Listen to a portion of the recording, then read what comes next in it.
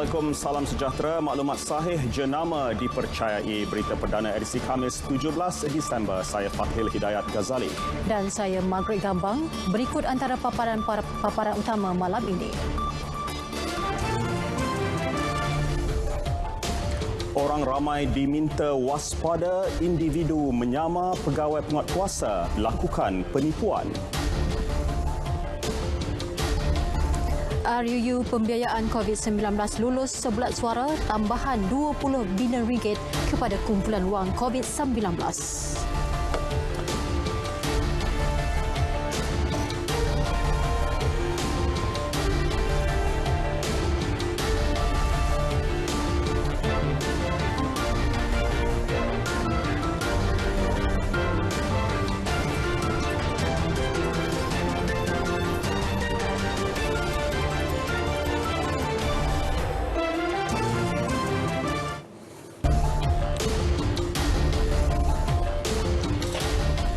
Jenazah tiga beradik yang maut dalam kemalangan di kilometer 272.4 Lebuh Raya Utara Selatan Plus, Ipoh, Perak berhampiran Taman Rekreasi Gunung Lang semalam dibawa pulang ke Melaka.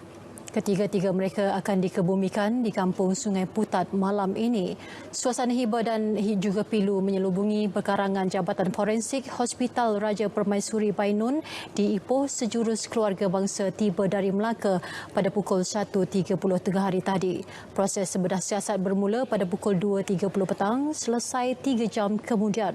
Dalam kejadian petang semalam, ketiga-tiga beradik itu maut selepas kereta dipandu ibu mereka, Nur Aimi Nadiah Abdul Rahim, 27 tahun, melanggar belakang sebuah trailer yang berada di lorong kecemasan.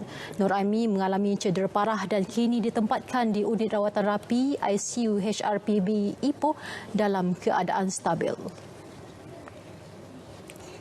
Tahu lagi. Nanti keluarga kami akan bincang macam mana. Sebab kalau dapat pindah ke Melaka, lagi mudahlah kan. Sebab dua-dua keluarga duduk di Melaka kan. Terdahulu, suami mangsa Muhammad Al-Hafiz Muhammad, 29 tahun berkata beliau dan keluarga merancang membawa Nur Aimi mendapatkan rawatan di Melaka. Bagaimanapun, keputusan itu bergantung kepada keadaan semasa isterinya. Suruhanjaya Pencegahan Rasuah Malaysia SPRM menasihatkan orang ramai agar lebih berhati-hati dengan individu yang menyamar sebagai pegawai kanan agensi itu. Ketua Pesuruhjayanya, Datuk Seri Azam Baki berkata SPRM telah menahan 4 individu yang mengambil wang rasuah daripada individu yang sedang disiasat SPRM. Kononnya mereka boleh menyelesaikan kes itu. Kes berkenaan terbongkar hasil kerjasama daripada mangsa yang membuat laporan. Menerusi satu kenyataan media, beliau menggesa orang ramai agar merujuk dan mendapatkan pengesahan daripada pihaknya terlebih dahulu jika mereka dihubungi oleh individu yang mengaku sebagai pegawai SPRM atau timbalan pendakwa raya. Tegas beliau, pihaknya tidak akan berkompromi dan tindakan akan diambil jika pegawainya terlibat dengan jenayah terbabit. Hari ini, 4 individu berusia antara 39 dan 54 tahun yang disyaki menyamar sebagai pegawai kanan SPRM dan timbalan pendakwa raya serta meminta rasuah sebanyak RM60,000 bagi menyelesaikan kes siasatan Suruhanjaya itu dihadapkan ke Mahkamah Majistret Putrajaya dan direman 6 hari sehingga 22 Disember. Perancang utama Datuk Roy dan 2 lagi ditahan dalam satu operasi semalam di sebuah hotel di Putrajaya, manakala seorang lagi ditahan di rumahnya di Melaka. Seorang bapa yang tergamak menikam perut anak perempuannya berusia 18 bulan dalam kejadian Sabtu lalu menangis teresak-esak sebelum dikenakan hukuman penjara 10 tahun. Hakim Muhammad Mughzani Mukhtar menetapkan hukuman itu terhadap tertuduh Muhammad Safwan Syafi'i, 27 tahun, selepas dia mengaku bersalah sebaik pertuduhan dibacakan. Tertuduh pada mulanya hanya diam dan menundukkan kepala ketika pertuduhan mula dibacakan. Namun, mula menangis teresak-esak selepas gambar mangsa ditunjukkan kepadanya untuk tujuan pengecaman. Berdasarkan pertuduhan, Safwan didakwa cuba membunuh anak perempuan kandungnya dengan menikam perut mangsa dengan sebilah pisau. Perbuatan itu dilakukan tertuduh pada 12 Disember lalu di rumahnya, Flat Puchong Permai Selangor, kira-kira 4.30 petang. Pertuduhan dikemukakan mengikut Seksyen 307 Kanun Keseksaan memperuntukkan hukuman penjara maksimum 20 tahun. Pendakwa dakwaan dikendalikan Timbalan Pendakwa Raya Syanur Farahin Syapri manakala tertuduh tidak diwakili peguam.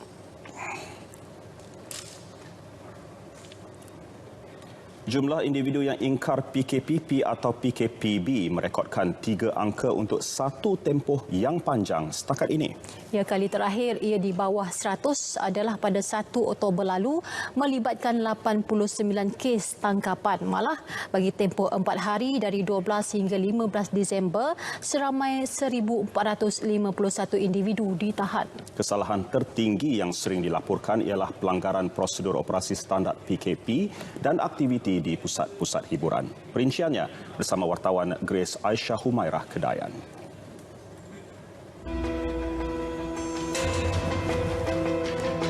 Tinjauan di sekitar ibu kota hari ini mendapati ternyata masih ada yang tidak patuh penjarakan fizikal dan tidak memakai pelitup muka dengan betul. Meskipun tiada lagi had jumlah pelanggan setiap meja di kedai makan, namun kelonggaran itu tertakluk kepada penjarakan fizikal.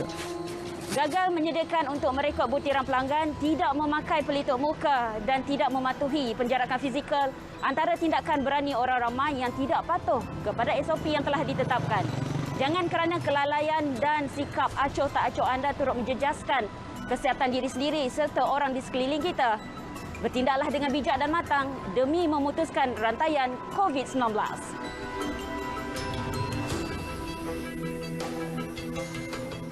Sekarang kita kan PKP kan, macam bagi saya kita kena patuhi SOP. Dalam keadaan macam ni kan, ialah sebab kita kalau boleh kita nak elakkan COVID-19 tu jangan meningkatlah. Lagi kita dekat luar ni banyak orang yang tak ikut peraturan kerajaan. Rasa takut juga. Menjejaskan kesihatan, lagi nak jaga kesihatan keluarga lagi. Ada orang tua, ada anak-anak kan. Kena jaga kan. Saya rasa lebih baik patuhkan SOP lah. Sebab kalau ikut PKP sampai bila pun tak habis wabak ni. Kecuali kita patuhi SOP dan elakkan penularan wabak COVID-19 ni. Pada November lalu, Menteri Kanan Keselamatan Datuk Seri Ismail Sabri Yaakob berkata kadar ketidakpatuhan SOP PKPP masih tinggi. Bilangan tangkapan dan kompuan harian pada 4 November mencatat hampir 1,000 individu sehari atas pelbagai kesalahan ingkar peraturan PKPP. Grace Aisyah Kedayan, Berita RTM.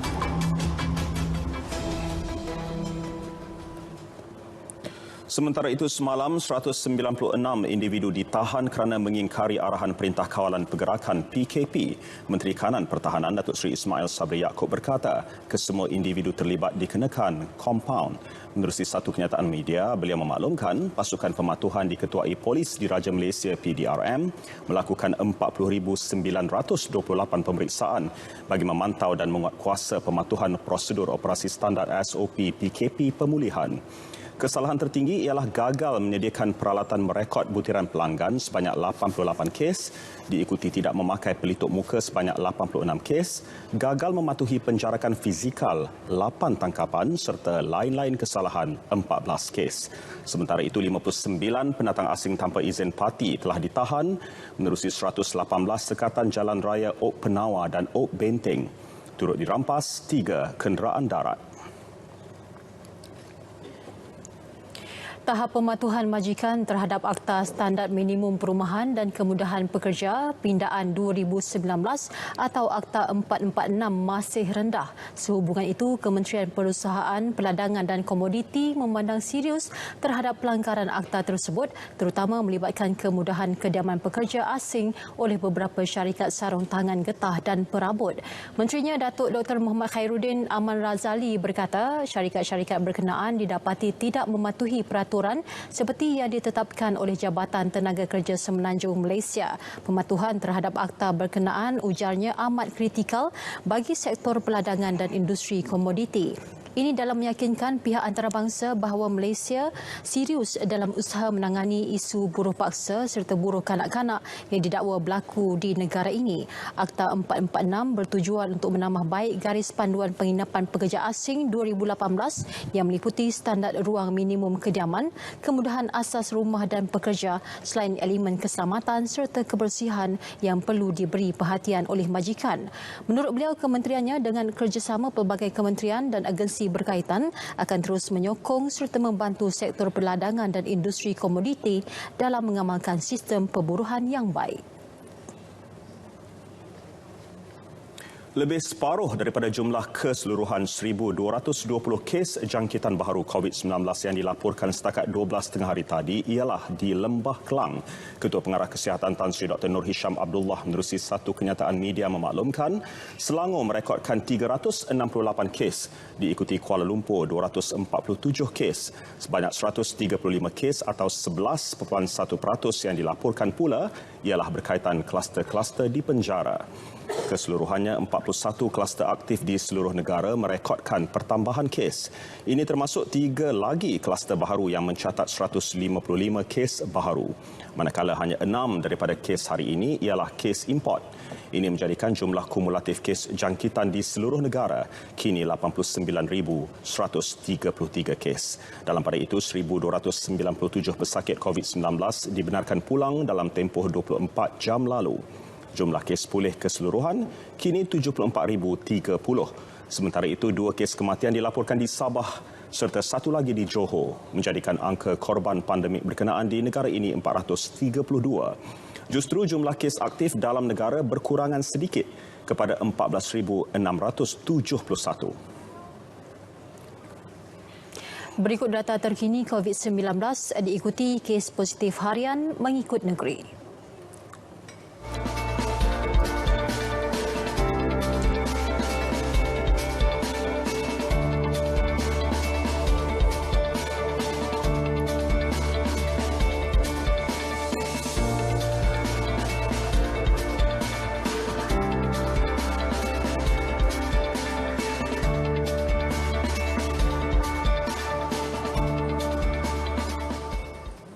Vaksin COVID-19 yang dijangka akan diperoleh pada suku pertama tahun depan memberi harapan kepada rakyat untuk menikmati hidup dengan lebih selamat.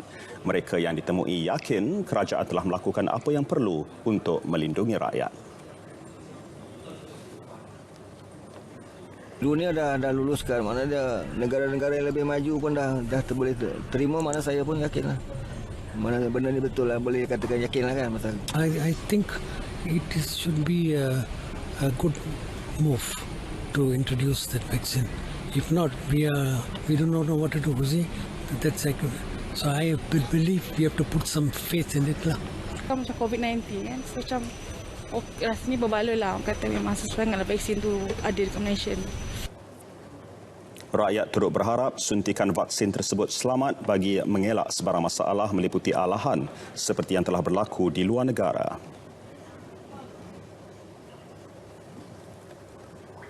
Saya tengok kalau dah berkesan kat orang, mungkin saya akan suntik dulu. Kalau saya ada terjangkit ke apa kan. Itu saya pun tak tahu macam mana dia cakap lah. Boleh ke tak boleh pun tak tahu. Tengok dulu lah, in case saya akan ambil untuk untuk macam mana untuk mengelakkan, kita ambil langkah pertama untuk mengelakkan daripada COVID ni.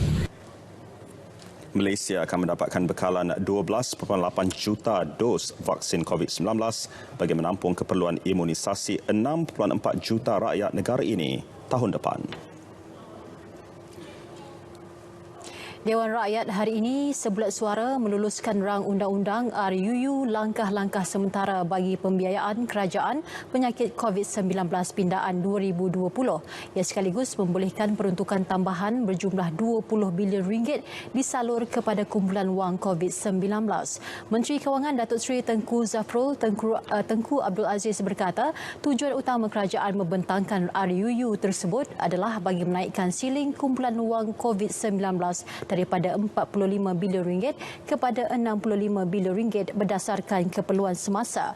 Tambahan RM20 bilion itu merangkumi RM14 bilion bagi bantuan prihatin, RM4 bilion lagi untuk perbelanjaan berkaitan COVID-19, manakala RM1.5 bilion bagi menampung keperluan melanjutkan program subsidi upah dan RM500 juta pemberian khas geran khas prihatin.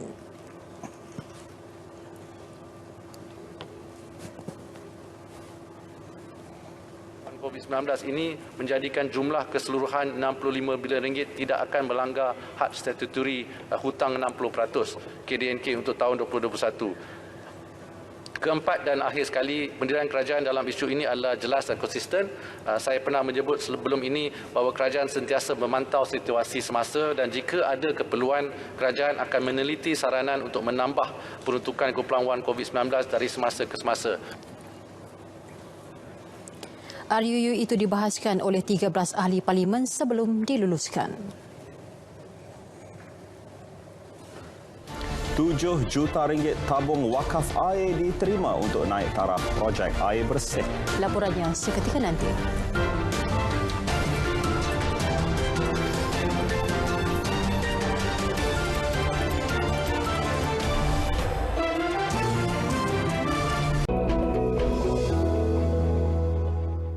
Assalamualaikum dan salam sejahtera. Laporan cuaca pada malam ini dimulakan dengan memberi tumpuan kepada amaran angin kencang dan laut gelora yang masih lagi berkuat kuasa sehingga ke 20 Disember ini. Amaran angin kencang dan laut gelora kategori pertama dikeluarkan bagi kawasan perairan yang bertanda kuning, kategori kedua di kawasan perairan yang bertanda jingga dan kategori ketiga di kawasan perairan yang bertanda merah. Amaran ini turut merangkumi kawasan perairan di negeri Kelantan, Terengganu, Pahang, Johor Timur, Sarawak, Sabah Barat, Sabah Timur dan juga Labuan. Keadaan ini adalah berbahaya kepada bot-bot kecil termasuk aktiviti perkapalan dan juga aktiviti menangkap ikan. Seterusnya untuk tinjauan cuaca semasa, kita beralih pula kepada paparan imej kamera radar. Hujan berseteribut petir kini berlaku di hampir kesemua negeri di Semenanjung kecuali di negeri Melaka. Keadaan ini diramalkan boleh berlanjutan sehingga ke lewat malam nanti. Namun hujan lebat yang berlaku di beberapa daerah di negeri Terengganu, Kelantan dan juga daerah Kuantan negeri Pahang dijangkakan boleh berterusan sehingga ke hari esok. Oleh itu, Met Malaysia telah pun mengemas kini amaran cuaca peringkat waspada kepada amaran cuaca peringkat buruk bagi kawasan yang bertanda jingga, manakala amaran cuaca peringkat waspada masih lagi dikekalkan bagi kawasan yang bertanda kuning di negeri Kelantan, Terengganu, Pahang dan juga Johor Timur sehingga ke 18 Disember ini. Manakala bagi negeri Sabah, Met Malaysia turut masih lagi mengekalkan amaran cuaca peringkat waspada bagi bahagian Kudat, Sandakan dan juga Tawau yang akan mula berkuat kuasa pada 18 sehingga ke 19 Disember ini. Oleh itu, orang ramai dinasihatkan supaya sentiasa berwaspada, terutamanya mereka yang tinggal di kawasan yang berkedudukan rendah. Di negeri Sabah, hujan berseteribut petir kini tertumpu di bahagian Kudat, pantai barat dan juga pedalaman. Keadaan ini diramalkan akan mula beransur reda dalam tempoh 2 jam sahaja lagi. Di negeri Sarawak, hujan berseteribut petir kini berlaku di hampir kesemua bahagian di negeri berkenaan dan keadaan ini pula diramalkan akan berlanjutan sehingga ke lewat malam nanti. Sekian sahaja info cuaca pada malam ini. Saya Azira Samsudin. Assalamualaikum.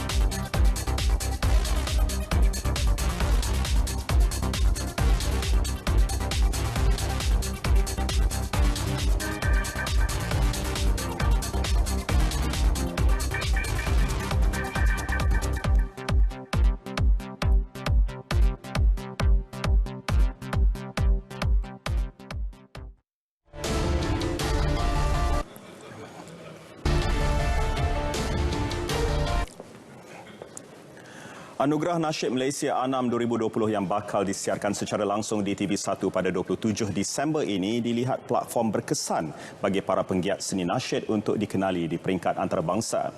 Prospek itu diakui kumpulan Rabbani. Menurut salah seorang ahlinya, Muhammad Asri Ubaidullah, selain menjadi motivasi kepada pemain industri dalam menghasilkan karya terbaik, ANAM wajar dijadikan penanda aras bagi mengembangkan bakat pengkarya tempatan. Melalui ANAM, peluang kerjasama bersama komposer luar negara menjadi lebih mudah.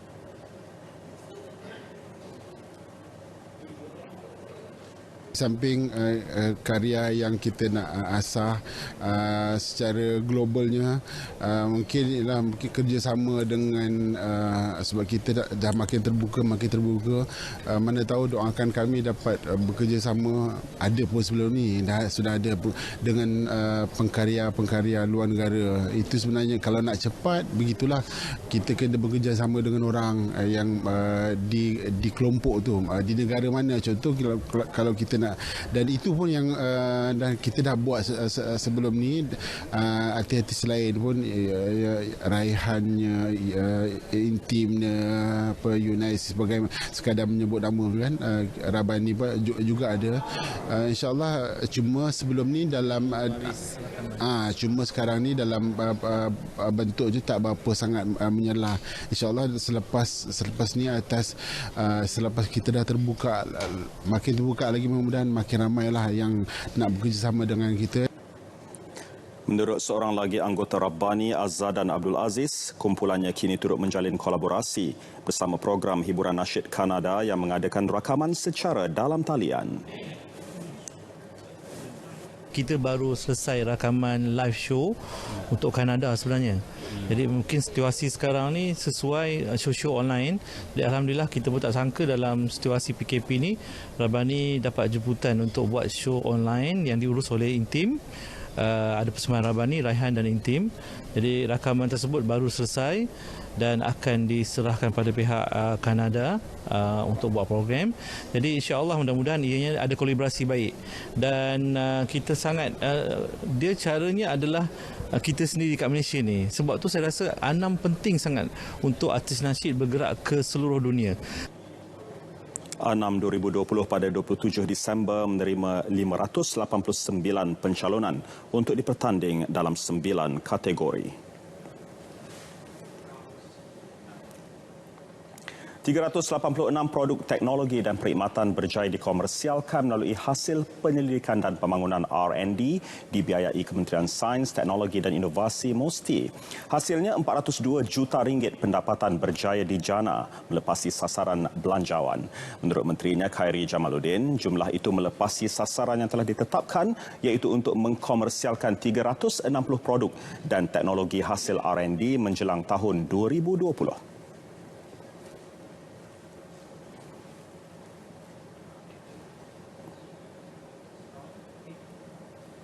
Saksikan inovasi akan membentuk masyarakat yang aktif, mempunyai daya tahan dan daya saing yang tinggi, seterusnya melonjakkan nama negara ke tahap yang disanjungi masyarakat global.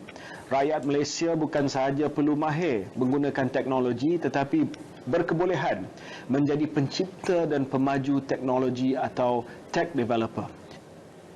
Kerajaan memberi penekanan kepada pulangan pelaburan ROI atas perbelanjaan untuk R&D di samping menghasilkan lebih banyak R&D yang dipacu permintaan.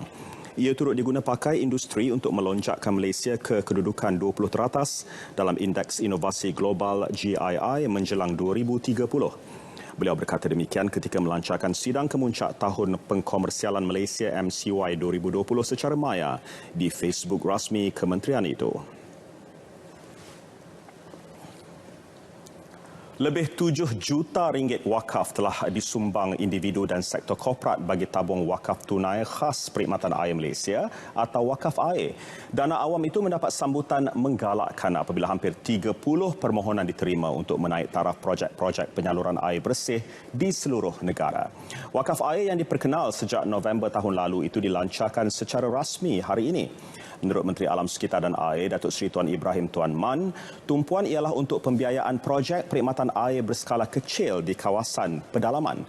Ia dijangka bermula awal Januari ini. beberapa projek-projek atau program bagi membantu masyarakat khususnya di kawasan-kawasan yang agak terpencil yang saya sebutkan tadi untuk mendapat bekal air di bawah kosnya tidak lebih pada RM50,000 dan insyaAllah kita akan ada jawatan kuasa khusus untuk menilai kawasan-kawasan yang dimohon oleh orang ramai dan jawatan kuasa yang menguruskan tentang program wakaf ini. Majlis menandatangani memorandum persefahaman diadakan antara Kementerian Alam Sekitar dan Air serta Yayasan Wakaf Malaysia.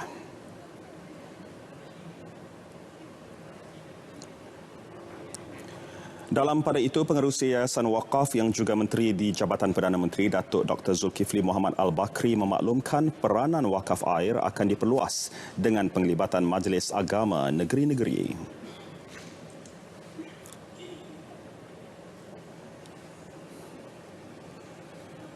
Juga mereka yang terlibat secara langsung wakafan negeri kita akan kolaborasi dan disebut alternatif sahaja dan insyaAllah hal ini akan dibincangkan juga dalam ahli lembaga wakaf Malaysia untuk pemakluman dan juga akan tersepakat dengan ahli-ahli lembaga wakaf negeri insyaAllah. Masyarakat boleh menyumbang menerusi sistem wakaf tunai Malaysia yang diuruskan melalui akaun khas yang ditadbir Yayasan Wakaf Malaysia. Deposit wang ke akaun pengguna tabung haji dinaik taraf kepada sistem dalam talian Januari ini. Teruskan bersama berita perdana.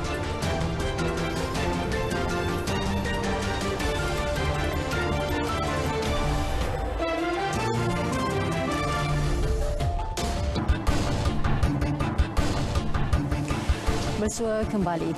Lembaga Tabung Haji TH mengumumkan perkhidmatan deposit wang ke akaun pengguna dinaik taraf kepada sistem secara dalam talian. Sehubungan itu, urusan deposit wang ke akaun TH melalui kaunter cawangan Pos Malaysia akan ditamatkan mulai 2 Januari 2021. Menerusi kenyataannya, TH memaklumkan bahawa kerjasama dengan Pos Malaysia telah dinaik taraf dengan pengenalan perkhidmatan deposit wang ke akaun TH secara dalam talian melalui pos online di www.posonline.com.my. Ia seiring dengan usaha bersama Pos Malaysia untuk meningkatkan perkhidmatan secara digital yang lebih mudah dan berkesan. Perkhidmatan tersebut juga dapat memastikan pelaksanaan usaha wajar pelanggan CCD dipenuhi sepenuhnya. TH mengulangi komitmennya memberi perkhidmatan cemerlang dan memuaskan kepada semua jemaah haji Malaysia. Sebarang pertanyaan boleh dibuat dengan menghubungi Tabung Haji Contact Center THCC di talian 03-620-71919 serta melalui email kepada thinfo@lth.gov.my. Ekonomi Malaysia dijangka mencatatkan momentum pemulihan dan berkembang 6.7% pada tahun hadapan. Unjuran oleh Bank Dunia itu berdasarkan beberapa faktor, antaranya asas yang lebih rendah pada tahun ini, pergerakan ekspor yang berterusan serta peningkatan beransur-ansur dalam penggunaan dan pelaburan swasta. Bagaimanapun, keberkesanan program vaksinasi COVID-19 dan pertumbuhan global serta permintaan luar akan turut mempengaruhi momentum dan tempoh pemulihan ekonomi negara.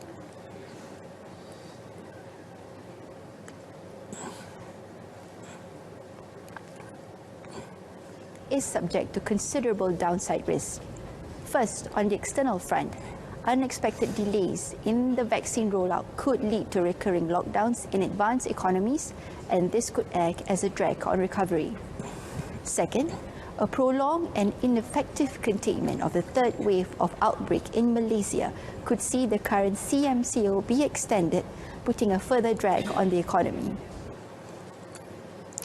Mengulas pertumbuhan ekonomi bagi suku ketiga, jelas beliau terdapat peningkatan dalam sektor pembuatan terutama elektrik dan elektronik selain potensi ditunjukkan sektor pertanian. Belanjawan 2021 yang telah diluluskan di Dewan Rakyat pula akan menyokong pemulihan ekonomi terutama inisiatif yang membantu golongan rentan dan program peningkatan kemahiran.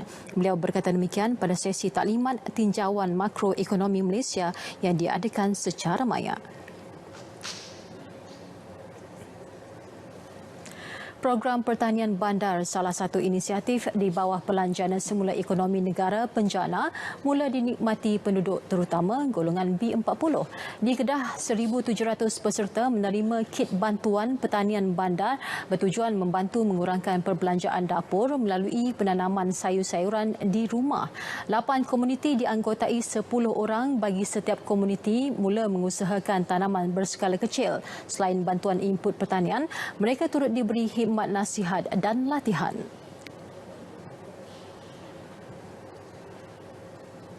Sini saya cuba nak berbesar lagi, nak tumpu sepenuh masa lah sebab saya pun dah tak kerja apa dan peluang kerjaan bagi ni alhamdulillah lah.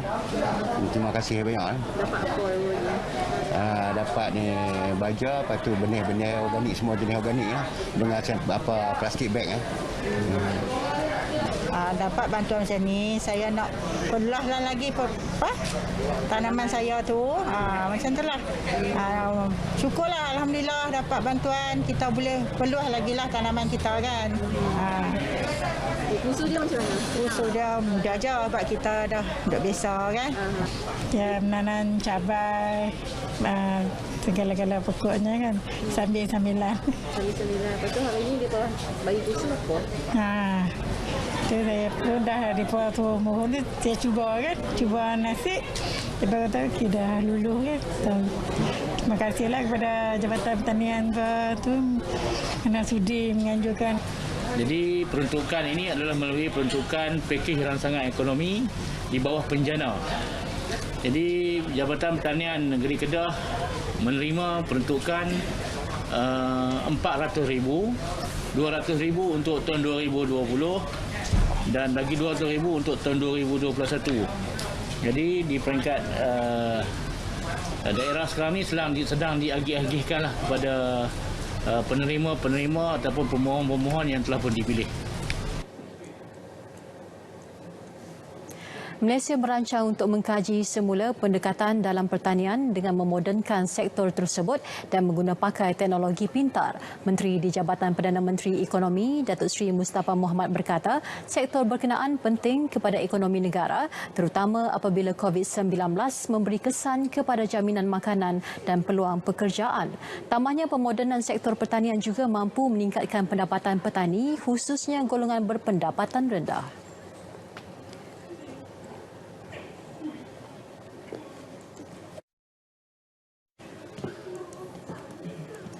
It is a very important part of our policy, and agriculture is where many of them are. So going forward, we need to modernize agriculture. We need to increase the scale. Yeah, in paddy farming, for example, I think there's been some success in getting the farmers together. Yeah, so that they can achieve economies of scale in terms of mechanization, for example. Yeah. Dalam tempoh 3 hingga 4 tahun akan datang, kerajaan turut merancang untuk mentransformasikan Felda dengan mempelbagaikan aliran pendapatan peneroka yang kini bergantung kepada penanaman kelapa sawit dan getah. Ini termasuk menjadikan peternakan lembu sebagai produk yang berpotensi tinggi. Beliau berkata demikian pada sesi dialog bersama pengurus negara Kumpulan Bank Dunia Malaysia, Dr. Firas Raad. Sesi tersebut diadakan bersempena dengan pelancaran laporan tinjauan ekonomi Malaysia Sowing the Seeds yang secara maya.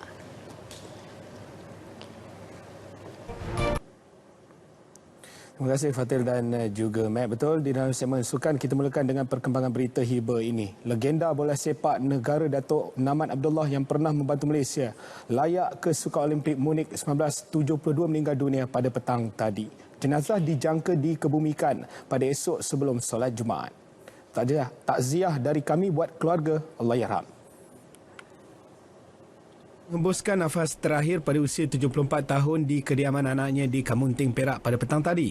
Menurut anak Allahyarham Munaliza, jenazah ayahnya akan dibawa pulang ke Sungai Petani Kedah malam ini dan akan dikebumikan pada pagi esok. Naman Abdullah telah bertarung nyawa melawan bara usus tahap 4 selepas penyakit itu mula dikesan pada Ogos 2017 sebelum melakukan pembedahan di salah sebuah hospital swasta. Namat menjadi antara pemain bola sepak negara yang disegani atas sumbangan besarnya termasuk membantu Harimau Melaya ke Sukan Olimpik Munich 1972. Sementara itu, Yang di-Pertuan Agong Al-Sultan Abdullah Riayatuddin Al-Mustafa Billah Shah turut menzahirkan ucapan takziah kepada keluarga Allahyarham Datuk Naman Abdullah. Baginda turut menzahirkan rasa sedih atas pemergian Allahyarham selain menghargai jasa dan sumbangan bekas pemain pertahanan berkenaan. Kita teruskan dengan perkembangan ini.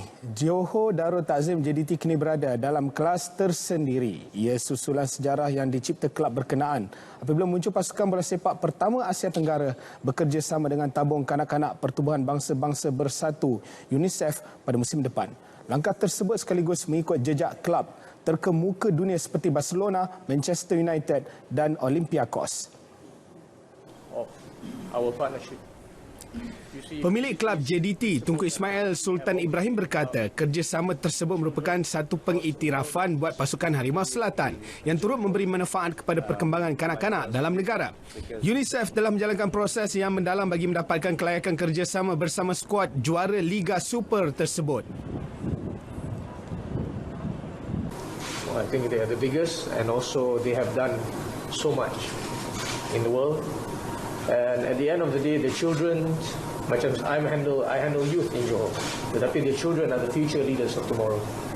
So to make this country a better place for the future, I mean, bukan saja this country, in fact the world, I think it is the most suitable partnership with JDT's agenda. We had a very, very visionary discussion with His Royal Highness, and we agreed that children is our future, but they need investment today. And we also believe that sports is not only a competition or not only a medal. Sports is a great tool for development. Beliau berkata demikian dalam satu sidang media di Ibu Pejabat JDT Iskandar Putri di Johor.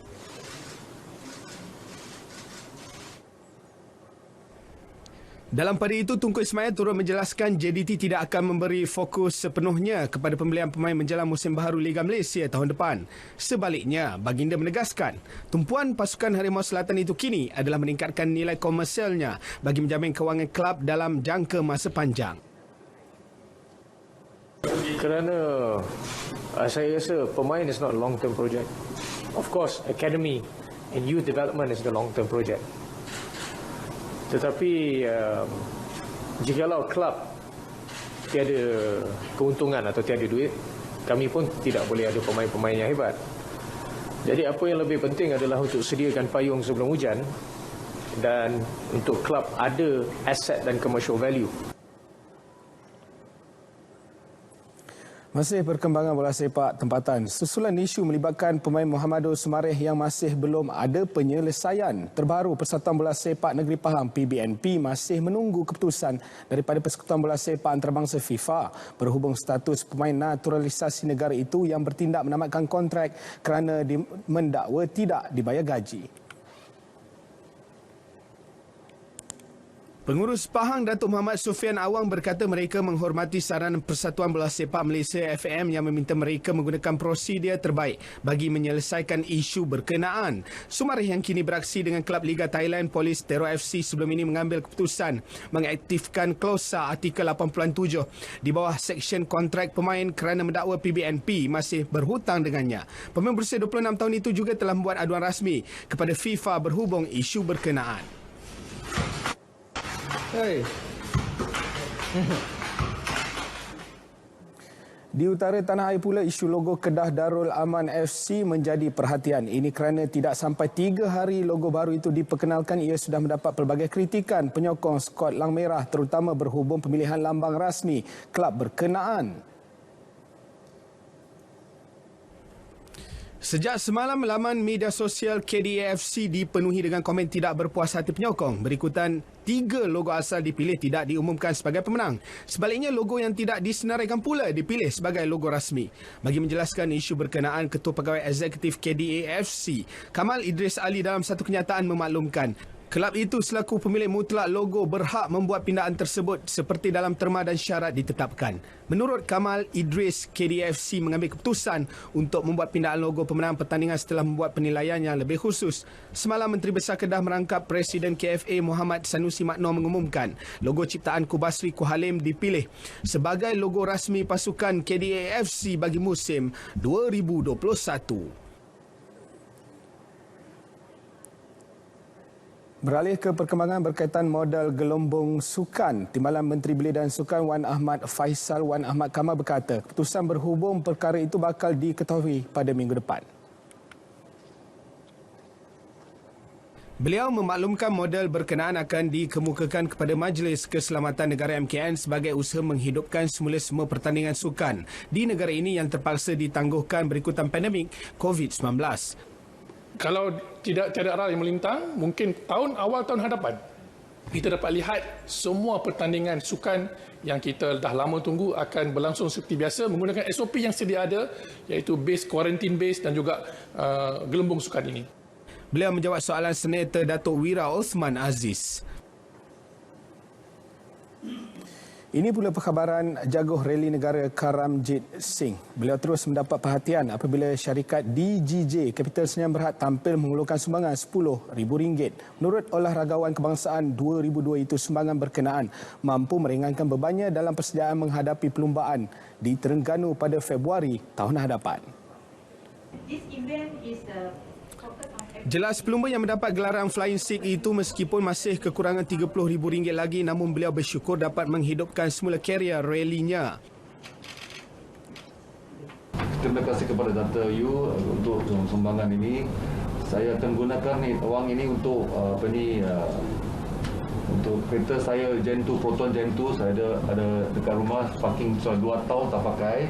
So saya akan prepare kereta itu untuk perlumbaan rally pada bulan 2 tahun depan.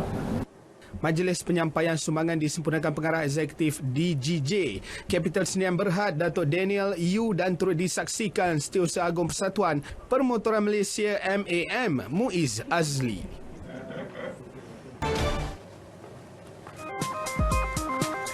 Kejam, perlakuan wanita mencampakkan anjing dari balkoni tingkat 1 sebuah motel di Florida mengundang kecaman. Rakaman video ini menunjukkan Alison Murphy bertindak sedemikian terhadap anjing jenis German Shepherd miliknya. Polis yang berada berhampiran cuba menghalangnya, namun anjing malang itu tidak sempat diselamatkan dan mengalami kecederaan.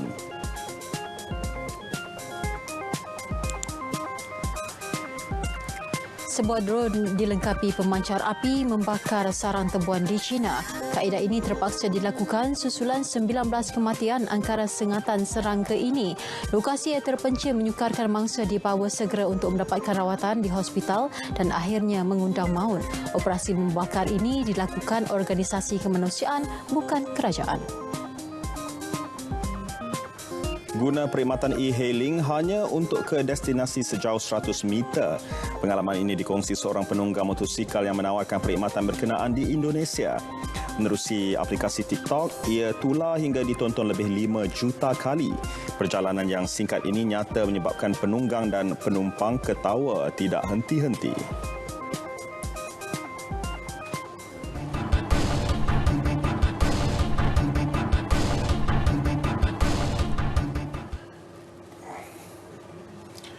Gelombang pandemik COVID-19 memberi kesan besar terhadap kehidupan masyarakat dunia. Natijahnya, ramai ahli perniagaan dan pemain sektor ekonomi mengalami kerugian.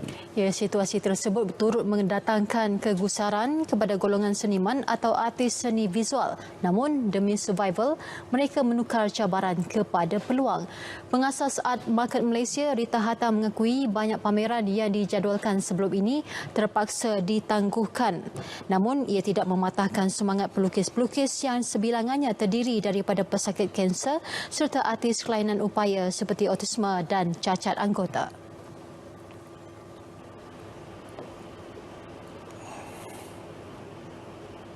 Walaupun mereka terkesan, tapi mereka masih tak putus asa. Mereka terus berkarya. Harga mungkin tidak menjadi keutamaan yang tinggi, asalkan mereka mampu memberi sedikit menjana ekonomi mereka, saya rasa mereka berpuas hatilah. Menggunakan masa terluang, pelukis yang ditemui rata-ratanya memanfaatkan media sosial untuk menjual dan mempamerkan lukisan mereka secara maya. During lockdown, macam kerana tak boleh keluar kan, saya buat live streaming kat Twitch dan art jam dengan kawan-kawan semua online. Biasanya saya dapat digital painting dari luar negara. Tapi saya ada jual satu original painting dalam Malaysia satu je. Kalau yang beli rasanya 10-20. Ada lagi yang kat rumah tapi yang tu saya tengah menunggu orang nak beli lagi. Art Market Malaysia sebelum ini membawa lukisan artis mereka ke peringkat antarabangsa seperti Perancis dan Australia. Ia memandangkan karya pelukis tempatan mendapat perhatian di luar negara. Lukisan tersebut kini boleh didapati di Quill City Mall Kuala Lumpur Arah 1. Baiklah, paparan itu menutup berita perdana edisi Khamis 17 Disember. Banci Penduduk dan Perumahan Malaysia 2020 secara dalam talian atau e-Census dilanjutkan sehingga 21 Disember ini. Tunaikan tanggungjawab anda demi Malaysia tercinta. Layari www.mycensus.gov.my untuk maklumat lanjut. Apapun, bersama kita terus mengekang penularan COVID-19. Assalamualaikum. Salam hormat dan jumpa lagi.